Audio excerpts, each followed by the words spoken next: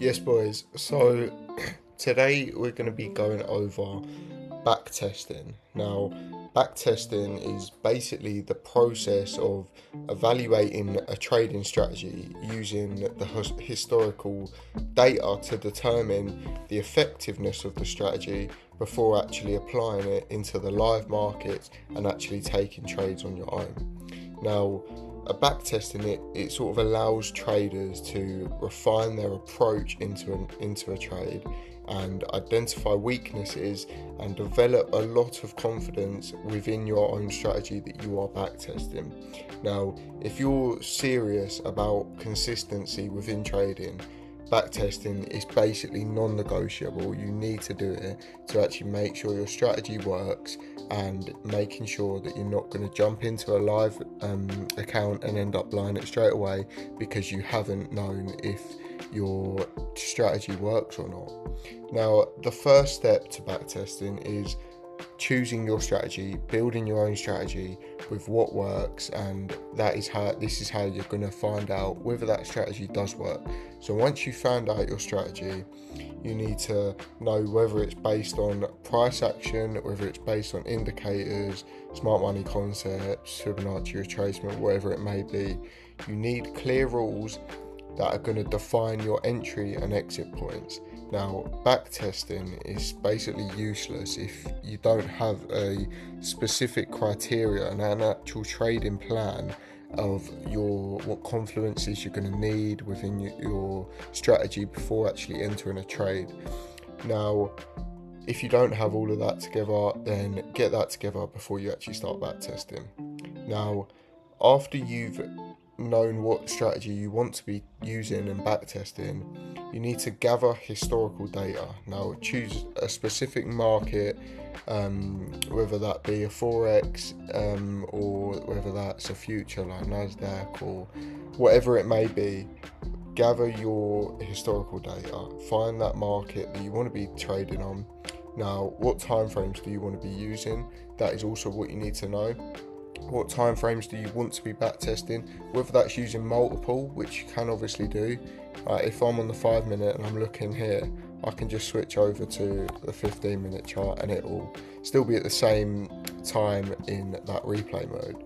Now, after that, for example, if you're sort of trading Nasdaq, for example, and you want to be focusing on more of them scalping intraday moves, you're probably better off looking at your 15-minute and your lower time frames, or over and you want to be making sure you're going over at least several months of historical data before you're actually going to be then using that within your live account.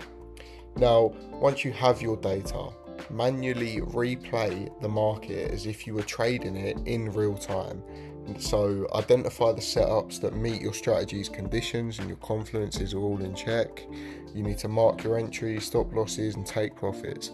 And then you need to record and write down every single trade you take, noting all the key details like the date of which you took it, the time of which you took it, what session it's in, and also what your entry stop loss distance is at, your risk to reward ratio. Write every single thing about that backtest trade that you took. Write every single thing down so that you have it there to go back on, and then you can actually find out whether the trades you're taking are working, and you can also identify their mistakes.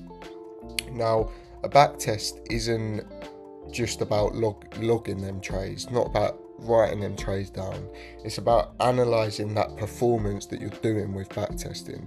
So I would suggest do at least 50 backtesting trades, which should cover several months. Now, once you've done 50 backtest trades, you want to calculate your win rate, you want to calculate your average risk to reward ratio, and also the maximum drawdown that you've allowed during your trades.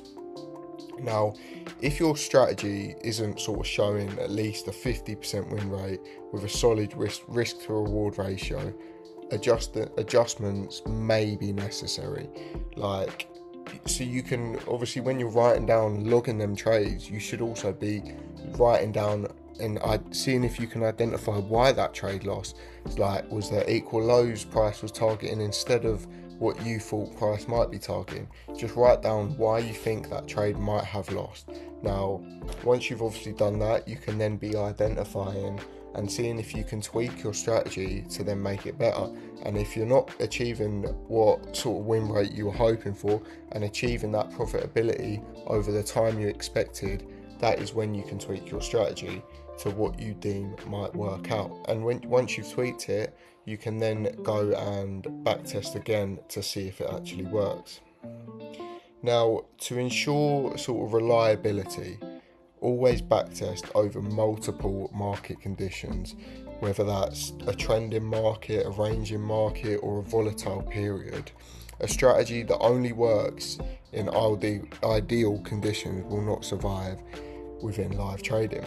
Now, you need to just basically be honest with yourself. You need to, if you were to find yourself skipping trades that don't fit your bias or adjusting entries after seeing the outcome, that's not backtesting. You need to actually take it into real time as if you're trading that live account, because obviously you can't do that when you're in a live account. You are backtesting and you can skip through, but don't do it, because you're just going to ruin yourself, and when you actually do jump into a live account, you're going to struggle. So actually stay true to yourself and be honest, and ultimately it doesn't matter if you do have a low win rate and a low risk to reward ratio, because you can just keep tweaking that and keep backtesting. But never jump into a live account if you have not backtested your own strategy.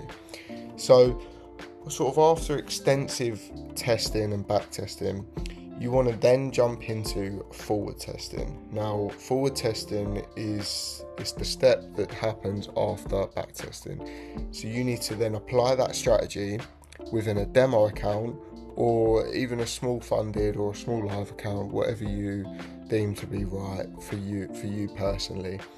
And then you need to do the exact same thing that you've been doing within your strategy on that live account. Don't change a single thing.